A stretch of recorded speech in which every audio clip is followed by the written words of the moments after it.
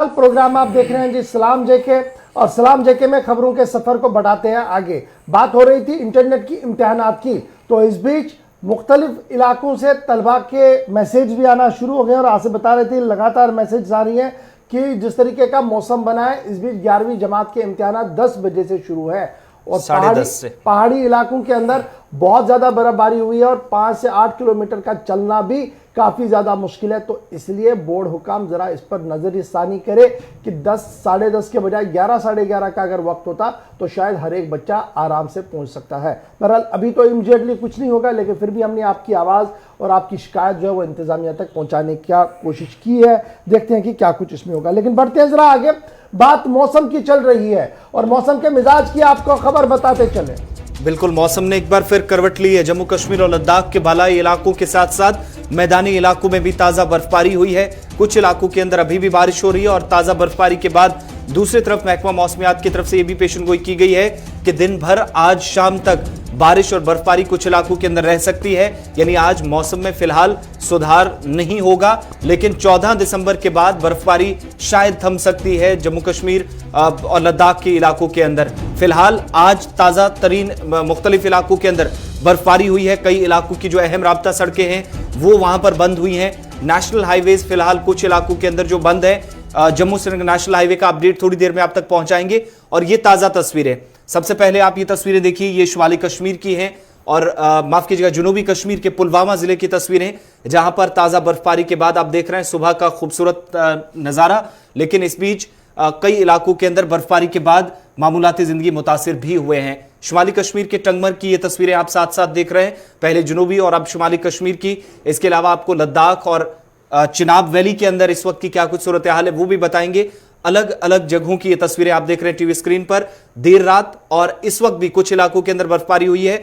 अभी भी चल रही है, लेकिन मुतद्दिद इलाकों के अंदर शहर श्रीनगर के अंदर अगरचे बर्फबारी का सिलसिला थम गया है, लेकिन पहाड़ी इलाकों के अंदर लगातार बर्फबारी का सिलसिला जारी है। और रात 1:30 बजे के बाद बर्फबारी का सिलसिला जहां श्रीनगर शहर के अंदर देखने को मिला, वहीं पर श्रीनगर समेत पहलगाम,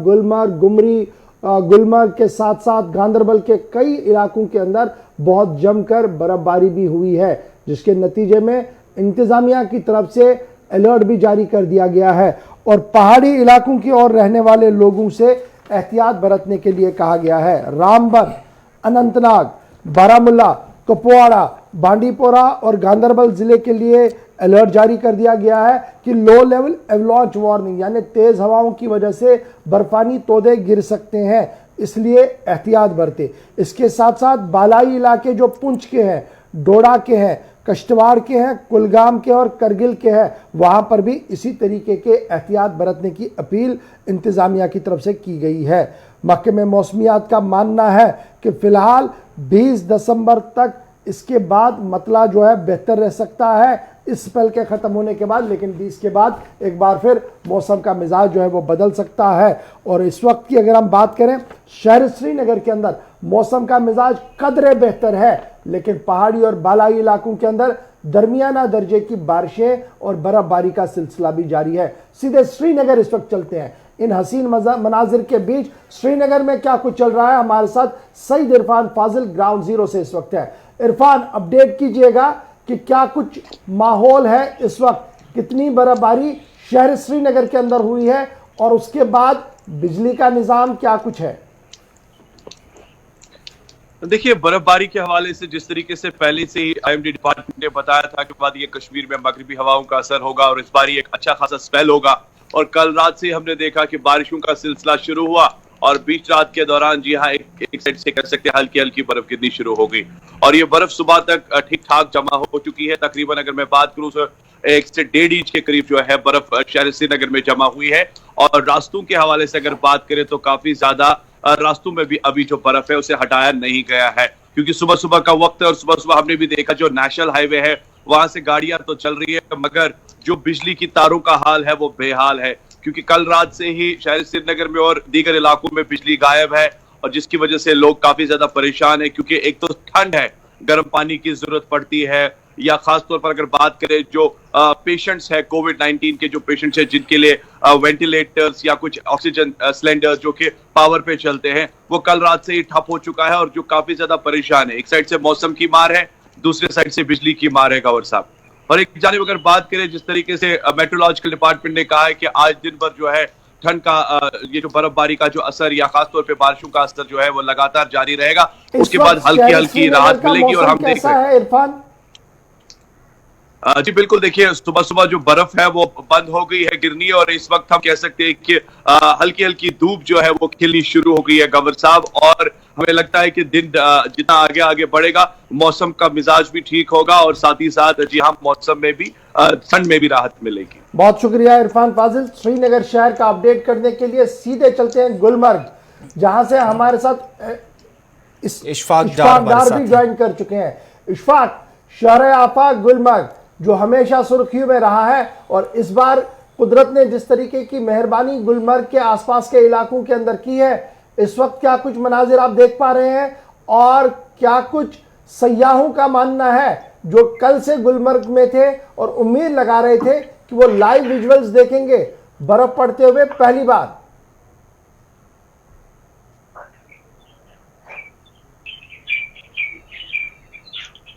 जी आसिफ जी, सबसे पहले हम नाज़रीन को बताएंगे कि सियाहती मुकाम गुलमर्ग में जो है कल रात से जो है बर्फबारी शुरू हुई थी, और आज सुबह की अगर हम बात करें अपने नाज़रीन को बताएं कि और अगर टंगमर्ग मैदानी इलाकों की बात करें, यहाँ पर टंगमर्ग में जो है यहाँ पर 5 इंच तक जो बर्फ है वो यहाँ पर रिकॉर्ड की गई। और सबसे बड़ी बात है कि महकमा बिजली की के हवाले से कि यहाँ पर जो बिजली है वो कहीं नजर नहीं आ रही। कल रात से ही यहाँ पर बिजली गायब है, और सुबह सवेरे से इस लाइव प्रोग्राम से पहले ही कई फोन कॉल्स में मौसूल हुए हैं कि जितने भी टंगमर्ग के फारसलंग एरियाज है वहां पर जो है अभी भी रास्तों पे जो है बर्फ जमा हो चुकी है, और मैकेनिकल डिपार्टमेंट जो है तो साल भर बैठे हुए तनख्वाह सरकारी हुकूमत जो है हासिल कर रहे हैं, लेकिन इस बार कहीं न कहीं वो महकमा जो है ग्राउंड पे कहीं नजर नहीं आ रहा है। आसिफ जी, इशफाक एक चीज और भी बताइए, जब बर्फबारी हुई है तो सयाह भी अब गुलमर्ग की तरफ काफी ज्यादा तादाद में खबर है कि आ रहे हैं, किस तरह के इंतजामात वहां नजर आ रहे हैं, और जो अहम राब्ता सड़कें या हाईवे हैं टुवर्ड्स गुलमर्ग, क्या वहां पर किसी तरह की तैयारियां हैं वहां पर उनको फौरी तौर पर साफ करने के लिए, ताकि सयाहों का ये जो सीजन है बड़ा इंपॉर्टेंट है और इसी में ज्यादा तादाद नजर आएगी? बिल्कुल आसिफ जी, आपने सही कहा, क्योंकि अगर नारबल से लेकर टंगमर्ग तक बात करें यहाँ पर हल्की बर्फबारी हुई है, 5 इंची बर्फ जो है वो रास्ते में है। और क्योंकि अगर हम टंगमर्ग की बात करें वहां पर जितने भी सयाह बाहर से आते हैं उन्हें टंगमर्ग, क्योंकि चंद रोज पहले एसडीएम गुलमर्ग ने जो हुक्मनामा जारी किया उन्हें टंगमर्ग में ही रोक दिया जाता है, क्योंकि वहां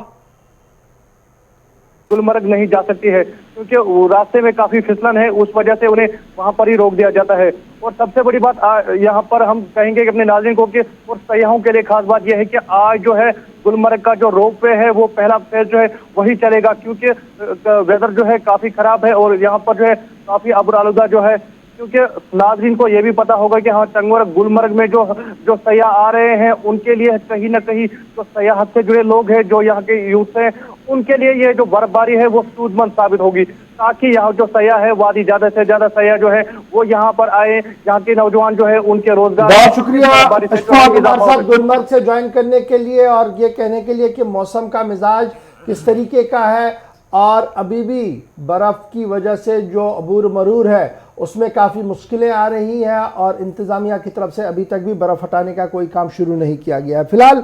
ज़रा श्रीनगर जम्मू हाईवे का भी हाल आपको बताते चले। बर्फबारी के साथ साथ जब पहाड़ी इलाकों की ओर अब आते हैं और श्रीनगर जम्मू कौमी शाहरा की बात करते हैं तो वो जानना बहुत ज़्यादा ज़रूरी है। तो आरिफ अपडेट कीजिएगा, इस वक्त किस तरीके का मौसम है, क्या कुछ आप ग्राउंड जीरो पर देख पा रहे हैं, और श्रीनगर जम्मू शहरा की क्या कुछ हालात है? जी बिल्कुल गौर साहब, जम्मू शहर कौमी शाहरा के हवाले से अगर बात करना चाहेंगे तो इस समय जो है कौमी शाहरा जो है ट्रैफिक के लिए पूरी तरह से बंद कर दिया गया है। और मैं आपको बताता चलूं कि यहाँ पे अगर बात करना चाहेंगे कि जवाई टनल का जो एरिया है उसमें तकरीबन 5 से 6 इंच बर्फ जो है वो रिकॉर्ड की गई है। और इसके साथ में अगर बात करें तो बानीहाल के जो दूसरे इलाका जात है नाचलाना एरिया का तकरीबन 3 इंच बर्फ जो है वो रिकॉर्ड की गई है। और ऐसे में अगर बात करें यहाँ पर सुबह से ही जो है BRO ऐसे बर्फ हटाने का जो काम है उस पे शुरू हो चुका है, लेकिन कहीं ना कहीं मौसम अभी भी जो है अबूरालुदा है। अभी हल्की हल्की बर्फबारी हो रही है और जो पैंथियाल का इलाका है, पैंथियाल के इलाके में भी शूटिंग स्टूल का सिलसिला जो है बिल्कुल सुबह से जारी है और एक दो जगह जो नाचलाना का इलाका है वहां पर भी जो है हाईवे बंद है। तो कहीं ना कहीं ट्रैफिक फिलहाल जो है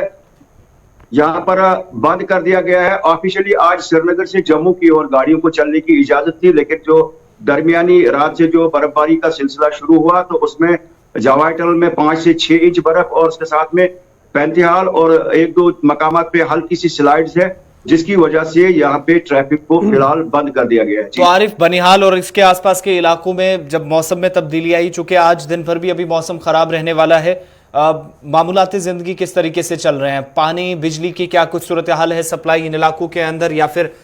इंतजामात पहले से किस तरह की इंतजामिया, क्योंकि नेशनल हाईवे से सटे इलाके जहां पर आमतौर पर परेशानी ज्यादा देखी गई है? जी बिल्कुल आसिफ, यहाँ पर जब भी लोगों के साथ हम बात करते हैं, क्योंकि आज तो हल्की हल्की बर्फबारी हो गई है, लोगों का यही मानना है कि चिराग तले अंधेरा, और लोग सवाल उठा रहे हैं कि इस यूटी के अंदर इतने बड़े पावर प्रोजेक्ट्स हैं, लेकिन उसके बावजूद भी जो है इस मौसम में लोगों को बिजली फीस अदा करने के साथ साथ जो है बिजली से महरूम रहना पड़ रहा है। सब जिला बानिहाल के दूर रफ्तार इलाके या जो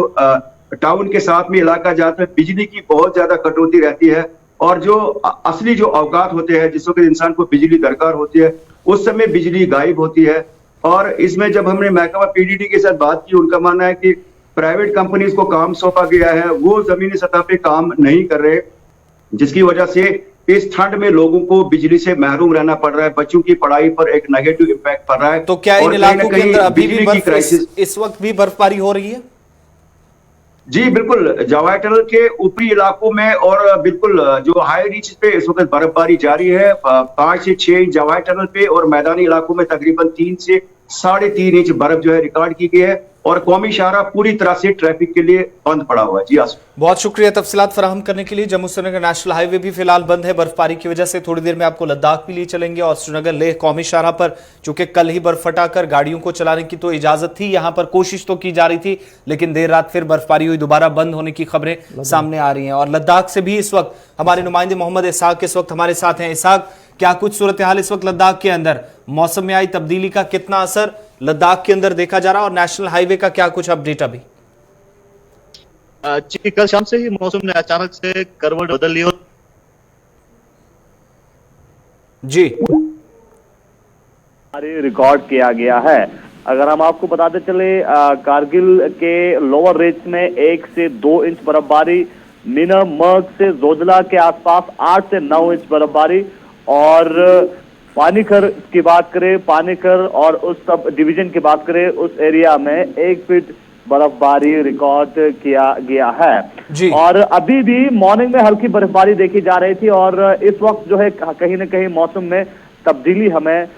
देखने को मिल रहा है। पार्शली क्लाउडी इस वक्त मौसम है, लेकिन हालिया बर्फबारी की वजह से श्रीनगर करगिल लद्दाख कौमी शाहरा गाड़ियों की आमद रफ्त के लिए फिलहाल बंद है, क्योंकि जोजिला पास पे कल जिस तरह से 2 दिन बर्फबारी हुई थी उस वक्त 4 से 5 फीट बर्फबारी गिरी थी और आज 8 से 9 इंच बर्फबारी गिरने के बाद जो काम है उसमें कहीं ना कहीं खलल आई है, क्योंकि man and machineries ground zero पे ऑन वॉक था और ब्यूरो के साथ साथ लोकल एडमिनिस्ट्रेशन की जो टीम है जोजिला पे बर्फ हटाने का काम लगातार जारी था। और खासकर अगर हम बात करें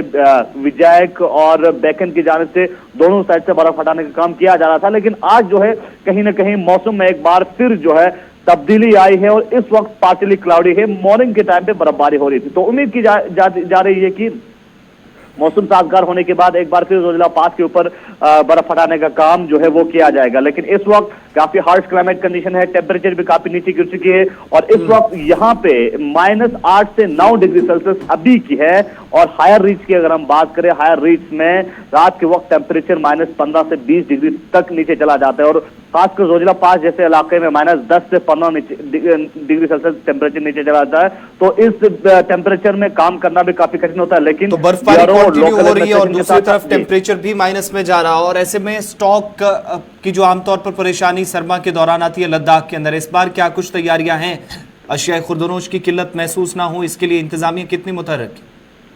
जी, इस साल बहुत पहले से विंटर के हवाले से, विंटर स्टॉकिंग के हवाले से तैयारियां किया जा रहा था और खासकर लोकल मर्चेंट्स की जानिब से भी स्टॉकिंग बहुत पहले से किया जा रहा है और इंतजामिया की जानिब से भी अशिया खुर्दनी के हवाले से, विंटर स्टॉकिंग के हवाले से मुख्तलिफ इंतजाम कहीं न कहीं मुकम्मल किया है। क्योंकि इससे पहले हर बार विंटर के जब पीक होता है, क्योंकि लद्दाख देश दुनिया के साथ जमीनी सतह से 6 महीने के लिए कट ऑफ हो जाता है, तो विंटर के बीचों बीच में लोगों को कहीं न कहीं अशिया खुर्दनी को लेके, बेसिक नेसेसिटीज को लेके, एसेंशियल कमोडिटीज को लेके काफी दुश्वारियों का सामना करना पड़ता है। लेकिन इस साल इंतजामिया की जाने से लोगों को कहीं न कहीं आश्वासन दिया है कि लोगों को मुख्तलिफ तरीके से विंटर के हवाले से fresh vegetable, essential commodities cargo के जरिए पहुंचाने के लिए लोगों को कहीं न कहीं एक राह हमवार किया है और लोगों को आश्वासन दिया है। ये तो आने वाले वक्त में देखने वाली बात है कि इंतजामिया की जानिब से किस तरह की कोशिशें किया जाता है। दूसरी जानिब सुपर जो है कोऑपरेटिव मार्केट, जो सुपर मार्केट कोऑपरेटिव के जरिए भी इंतजामिया की जानिब से दोनों जिलों में एस्टैब्लिश किया है ताकि लोगों को एसेंशियल कमोडिटीज के हवाले से, अशिया खुर्दनी के हवाले से जरूरी जो सामान के खरीद फरोख्त करे। तो इस वक्त की बात करें, इस वक्त जो है कहीं ना कहीं टेम्परेचर तो काफी डाउन है, दिन ब दिन ठंड भी बढ़ती जा रही है, लेकिन बर्फबारी काफी हुई है लद्दाख के, खासकर कारगिल जिले के लोअर। बहुत शुक्रिया तफसीलात फराहम करने के लिए। तो लद्दाख के अंदर भी जम्मू कश्मीर की तरह इस वक्त मौसम में आई तब्दीली, और तब्दीली के बाद जो मरकजी शाहराह हैं वो फिलहाल बंद है। मुगल रोड आज चौथा दिन है बंद है, और दूसरी तरफ श्रीनगर लेह कौमी शाहराह भी बंद। जम्मू श्रीनगर नेशनल हाईवे कल मुरम्मती काम चल रहा था, कल बंद थी, लेकिन आज भी गाड़ियों को चलने की इजाजत नहीं है क्योंकि बर्फबारी जवाहर टनल और इसके आसपास हो रही है। बात जब बर्फबारी और मौसम की हो रही है तब आपको गुलमर्ग भी लिए चलते हैं, और बड़ी खबर यह है कि गुलमर्ग के अंदर भी बर्फबारी, जहां पर इन दिनों बर्फबारी में इजाफा देखा गया है मौसम में आई तब्दीली के बाद, गुलमर्ग के अंदर सयाहों की आमद मुतवक्को है। और क्रिसमस के मौके पर माना जा रहा कि कई लोग नए साल का जश्न मनाने के लिए दुनिया भर के कोने कोने से इस बार शुमाली कश्मीर के इस इलाके, खूबसूरत इलाके के अंदर पहुंच रहे। 2 बरसों के बाद इस गुलमर्ग के खूबसूरत मकाम पर आप देखेंगे सयाहों की एक बड़ी तादाद नजर आएगी, और क्रिसमस के मौके पर इस बार सयाहों को किसी तरह की कमी महसूस ना हो, इसके लिए जो मुंतजमीन है, चाहे वो इंतजामिया हो या फिर दूसरी तरफ वो लोग जो होटल मालिकान हैं उनकी तरफ से, और केबल कार प्रोजेक्ट के साथ वाबस्ता लोग उनकी तरफ से भी जो इंतजामिया है, तमाम तर तैयारियां मुकम्मल कर ली गई हैं। क्योंकि विंटर का जो मजा है, विंटर स्पोर्ट्स अपनी जगह, लेकिन सयाहों का नए साल का जो मजा है उसमें भी इस बार बेहतरी देखने को मिले और नए साल का जश्न वो सही तरीके से मना सके, इसके लिए तैयारियां गुलमर्ग सयाती मकाम में। ये तस्वीरें चंद रोज पहले की आप देख रहे हैं, हालांकि विंटर स्पोर्ट्स अभी भी चल रहे हैं, लेकिन बर्फबारी आज दोबारा हुई है, तो क्रिसमस से 2 हफ्ते पहले ही तैयारियां तेज हुई हैं, और उम्मीद की जा रही कि 2 बरसों के बाद या खुसूसी पोजीशन जो जम्मू कश्मीर की खत्म हुई, तो उसके बाद पहली बार इतनी बड़ी तादाद में और एक बार फिर रौनक इस खूबसूरत सयाती मकामात पर इन शुमाली कश्मीर के अंदर देखने को मिलेगी। सयाहत के एतबार से गुलमर्ग इंतहाई अहम है, और रवां साल के आखिर पर गुलमर्ग के अंदर सयाहों की एक अच्छी तादाद जो है वो देखने को मिल सकती है, क्योंकि टूर इंडस्ट्री और ट्रैवल इंडस्ट्री से वाबस्ता अफराद का मानना है कि बहुत सारे लोगों की तरफ से एडवांस बुकिंग जो है वो गुलमर्ग और पहलगाम के लिए जो है वो की गई है, और उन्हें उम्मीद है कि इस बार सयाहों की आमद वादी कश्मीर के अंदर देखने को मिल सकती है। जब सयाहों की हम बात कर रहे हैं तो आप ये भी याद रखिएगा कि कोविड-19 का कहर सबसे कम इस वक्त पहलगाम और गुलमर्ग के अंदर आपको नजर आ रहा है, और यही वजह है कि सेट प्रोटोकॉल के तहत सयाहों को आने की इजाज़त भी होगी। लेकिन जब हम एदाद शुमार देखते हैं, ऑफिशियल फिगर्स को जो हम देखते हैं, तो जम्मू कश्मीर के अंदर अगस्त और दिसंबर, लास्ट ईयर अगस्त और दिसंबर के दरमियान तकरीबन 40,000 से ज़्यादा सयाह जो है वो 40,000 से ज़्यादा सयाह जो है वो आए हैं, और जब हम साल 2020 की बात करेंगे तो सिर्फ 15,000 सयाह जो है वो वादी के सफ़र पर आए थे। और अगस्त से दिसंबर के बीच वाला महीना जब आप देखेंगे तो सबसे कम सयाहों ने सफ़र किया, क्योंकि इसमें कोविड का कहर सबसे ज़्यादा देखने को मिल रहा है। और अब उम्मीद लगाई जा रही है कि परवाज़ें शुरू हो गई हैं, प्रोटोकॉल में भी कई नरमियाँ की गई हैं, और इस तरीके से नए साल की आमद से कबल गुलमर्ग के अंदर सयाहत को परवान चढ़ाने के लिए काफ़ी कोशिश की जा रही है। मकामी तौर पर गुज़श्ता दिनों खेल का आगाज़ भी वहाँ पर किया गया था, और जिस तरीके से बर्फबारी हुई है इसके बाद उम्मीद लगाई जा रही है कि विंटर गेम्स और साथ साथ न्यू ईयर और फिर क्रिसमस फेस्टिवल को अच्छे तरीके से पहलगाम के अंदर रिवायती तौर पर मनाया जाएगा, ताकि ज़्यादा से ज़्यादा सयाह जो है वो जम्मू कश्मीर की ओर रागिब हो सके। बात मौसम की, बात सयाहत की हम करें, लेकिन अब आते हैं अपनी बड़ी खबर की ओर और बात जरा जम्मू कश्मीर के एक हसास मामले की करते हैं और इसलिए ये अहम है क्योंकि जब सरमा होता है या सरमा के बाद वाला मामला होता है तो ग़िज़ाई अजनास को लेकर हमेशा बातें होती है और महकमा CAPD की तरफ से जो चीज़ें फराहम की जाती है, फूड एंड सप्लाईज डिपार्टमेंट जिसे हम कहते हैं, अब वो बड़े सवालों के निशाने पर आ गया है और सरकार के आंख मचोली के बीच सार्फिन काफी ज्यादा परेशान दिख रहे हैं। महकमा अमूर सार्फिन व अवामी तकसीमकारी इस वक्त सवालों के घेरे में और उसकी 2-3 अहम वजूहत हैं क्योंकि एक बड़ी आबादी जम्मू कश्मीर UT के अंदर 15 लाख के करीब लोग जो अशिया खुर्दनोश से महरूम हैं। करीब 6 लाख लोग अब तक राशन कार्ड पर दर्ज, उनके नाम ही दर्ज नहीं है और ऐसे 9 लाख लोग हैं जिनके पास आधार कार्ड नहीं है क्योंकि गवर्नमेंट के साथ इनकी रजिस्ट्रेशन नहीं हो पाई तो रजिस्ट्रेशन से कब्ल आधार कार्ड इनको नहीं दिए गए और 15 लाख लोगों का जिनको अशिया खुर्दनोश ना मिलना, इसका मतलब ये हुआ कि ये वो लोग हैं जिनको सरकार के इस महकमे की तरफ से यानी सरकार की स्कीमें या फिर सरकार की तरफ से जो राशन फराहम किया जाता है वो इन लोगों तक नहीं पहुंच पाया है। इससे ज्यादा भी एक बड़ी आबादी जो पिछले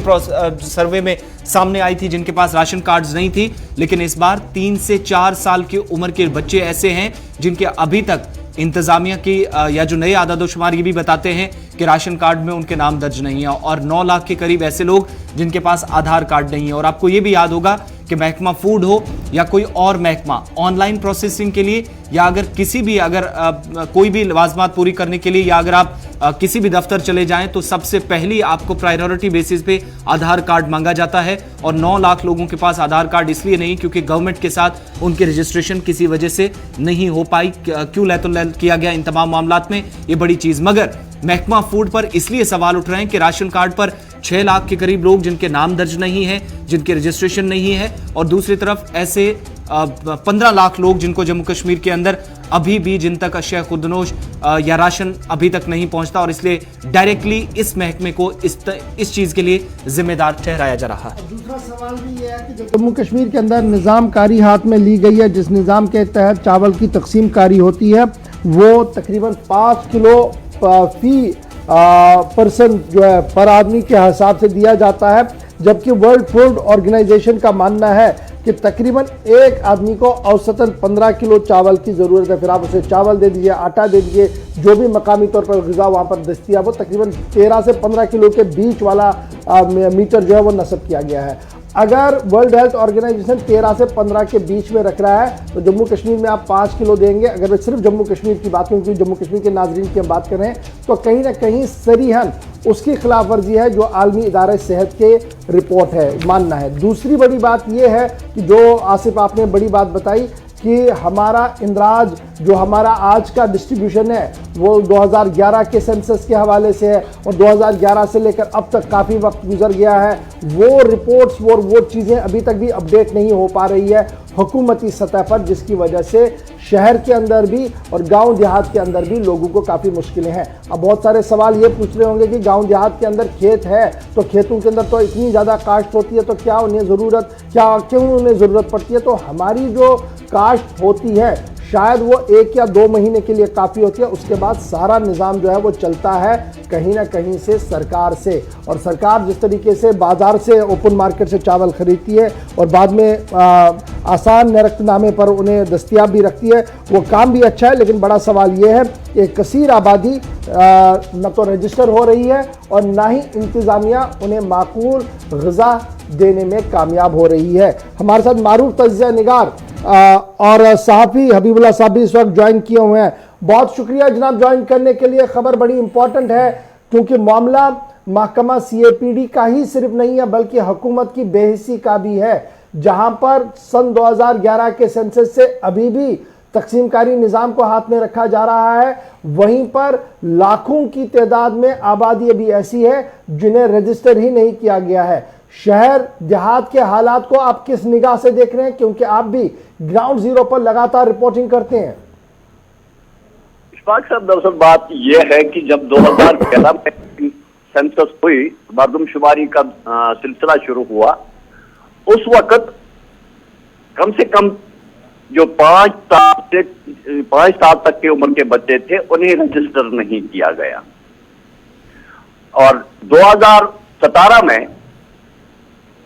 हुकूमत ने फैसला किया कि हर एक फर्द को मुल्क में, जम्मू कश्मीर में भी आधार कार्ड फराहम किए जाएंगे ताकि उन्हें सरकार की जानिब से जो स्कीमें हैं उससे उन्हें फायदा मिल सके। आधार कार्ड इजरा हुए, लेकिन उनमें जो फाश गलतियां थी जी, आमद की टोपी महमूद के साथ रखने की कोशिश की गई, फोटो बीवी का था, नाम शौहर का था, बेटी का नाम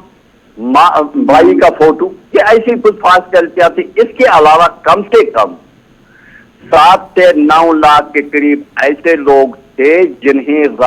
आधार कार्ड इजरा नहीं किए गए, और सरकार ने कभी भी ये जहमत गवारा नहीं की कि इन लोगों को दोबारा आधार कार्ड बनाकर इजरा किए जाए। सिर्फ वादे किए गए, उन्हें दफ्तरों तक, तहसील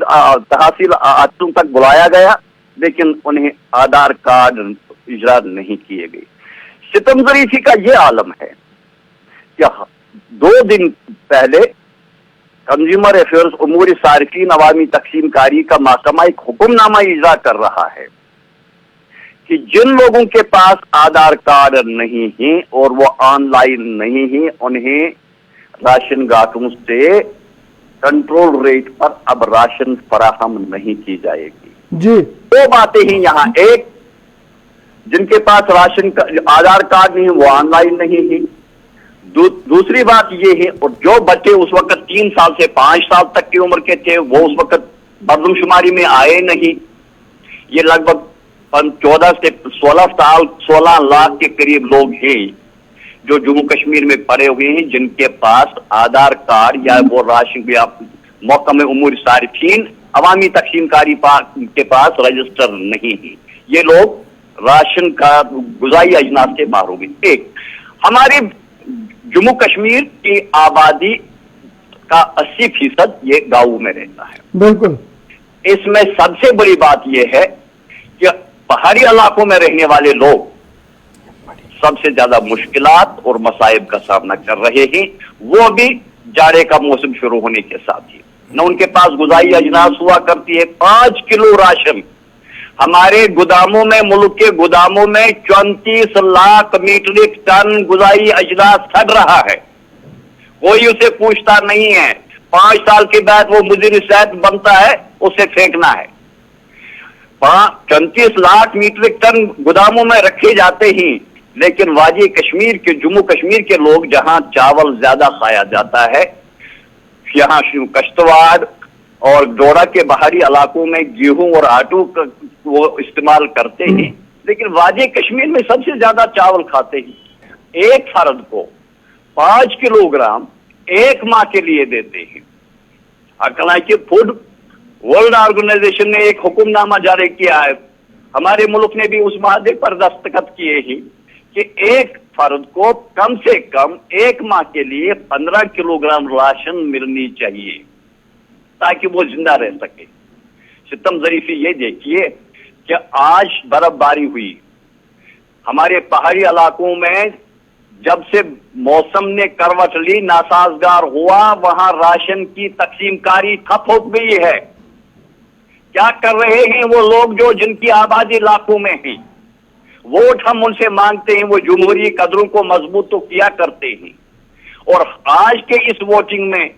कम से कम 75% लोगों ने यह कहा कि हम डेवलपमेंट के लिए। इस बात का भी अफसोस है कि आज जब 21वीं सदी में दुनिया मरीख पे अपनी जिंदगी बसर करने जा रहे हैं, हमारे पास सबसे बड़ी मुसीबत यह है, न बिजली है, पीने का साफ पानी दस्तयाब नहीं है, तिब्बी सहूलियात का फुकदान है, सड़कें खस्ता हैं,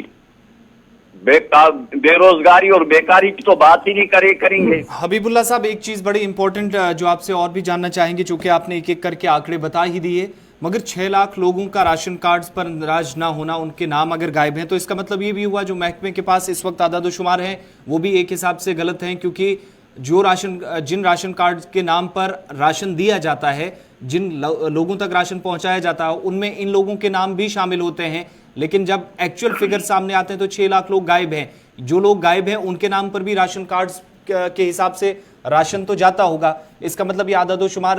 गलत है, महकमे की नजर में भी नहीं है। हाँ आशिफ साहब, मैं आपको ये बताना चाहूंगा कि 2011 में जो सेंसस हुई है जी, मर्दमशुमारी हुई है, फूड कॉर्पोरेशन ऑफ इंडिया उसी के हिसाब से हमें गुज़ाई अजनास फराहम करती है जी। अगर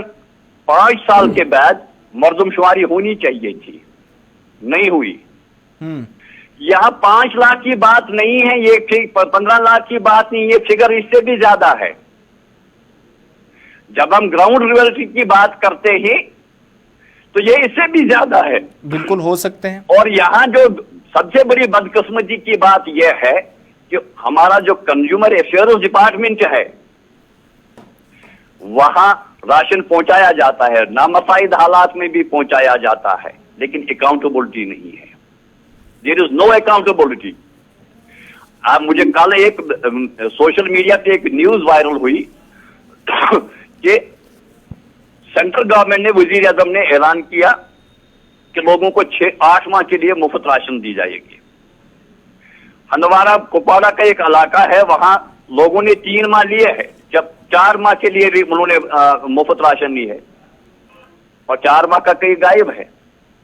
और जब घाट मुंशी स्टोर कीपर या तहसील सब सुपरवाइजर को ये इस बात में तकाजा करते हैं तो हमने दे दिया है, लेकिन ग्राउंड रियलिटी पे कुछ नहीं है। ये आज की बात नहीं, आप 2014 से, सिर्फ 2014 से 2020 तक का डाटा देखें। उमूरी सारिफीन अवामी तकसीमकारी महकमा ने कितना चावल, गेहूं, आटा फूड कॉर्पोरेशन ऑफ इंडिया से लिया है और लोगों को कितना दिया है, ये कोई बड़ी बात नहीं। बहुत बड़ा सवाल है हबीबुल्लाह साहब, बहुत दिलचस्प मामला भी है और संगीन मामला भी है जिसकी ओर अपनी तवज्जो मबजूल करवाई है पूरी कौम की। बहुत शुक्रिया आपका। बहुत बड़ा सवाल यह है कि आज भी लाखों लोग ऐसे हैं जो मर्दमशुमारी के दायरे में नहीं है, लेकिन इतने बड़े हो गए हैं कि उनके लिए ग़िज़ा चाहिए, लेकिन सरकार की नज़र उन पर नहीं है। और दूसरा ये कि आलमी इदारे सेहत की तरफ से जो गाइडलाइंस दी गई हैं, क्या उन गाइडलाइंस के तहत ही बांटा जाता है या उससे कम, तो इसकी जवाबदेही कौन देगा, ये भी एक बड़ा सवाल है। बहुत बहुत शुक्रिया। बढ़ते हैं जरा आगे। बात इस वक्त की बड़ी खबर की करते हैं जहां पर कोऑर्डिनेट सर्च ऑपरेशन चलने की खबर सामने आ रही है। कोऑर्डिनेट सर्च ऑपरेशन की खबर सामने आ रही है। शुमाली कश्मीर के कुंजर बारामूला से इस वक्त बड़ी खबर टंगमर्ग से खबर आ रही है, जहां पर ठंड और बर्फबारी के बीच फोर्सेज ने इलाके का मुहासरा करके तलाशी कार्रवाई शुरू की है। और अभी जो इतलात मौसूल हुई है इब्तिदाई रिपोर्ट्स के मुताबिक कि इस इलाके में कुछ मिलिटेंट मौजूद हो सकते हैं जिनकी इनपुट्स जो सिक्योरिटी फोर्सेस को पहले मिली थी, जिसके बाद यहां पर फौज ने जम्मू कश्मीर पुलिस की मदद से इस इलाके को मुहासरे में लिया है। ठंड काफी ज्यादा है, बर्फबारी हो रही है और इसके बावजूद यहां ऑपरेशन इस वक्त चला है। इस वक्त भी ऑपरेशन इस वक्त जारी है। ये वो इलाका कुंजर शुमाली कश्मीर का जहां पर सिक्योरिटी फोर्सेज ने इस वक्त जो खुफिया इतलात मिली थी जिसके बाद इस कार्रवाई को अंजाम दिया जा रहा है। और अभी तक हालांकि किसी तरह की गोली चलने की यहां पर कोई खबर नहीं है। फिलहाल सर्च ऑपरेशन ही चल रहा है और मिलिटेंटों की मौजूदगी की इतला मिलने के बाद इस ऑपरेशन को कुंजर के अंदर सिक्योरिटी फोर्सेज ने शुरू कर दिया है। चलिए जी, छोटे से ब्रेक के लिए यहां पर रुकते हैं। ब्रेक के उस पार आएंगे तो जल्दी जल्दी से आपको बड़ी खबरें और बताएंगे और फिर आपकी फोन कॉल्स को भी शामिल प्रोग्राम करेंगे। लेकिन मुलाकात करते हैं आपसे छोटे से ब्रेक के बाद। लेकिन ब्रेक के उस पार जब आएंगे तो हैंडीक्राफ्ट्स की भी आपको खबर बताएंगे। आपको बताएंगे कि अब सेब, ज़ैफ़रान को किस तरीके से बैरून मुल्क लिया जाएगा और सिलसिले में हुकूमत ने क्या कुछ किया है और कौन है वो आदमी जो इसके पीछे काम कर रहा है, उस पर भी थोड़ी सी बात करेंगे। महकमा बिजली की भी बात आपको बताएंगे, लेकिन छोटे से ब्रेक के फौरन बाद।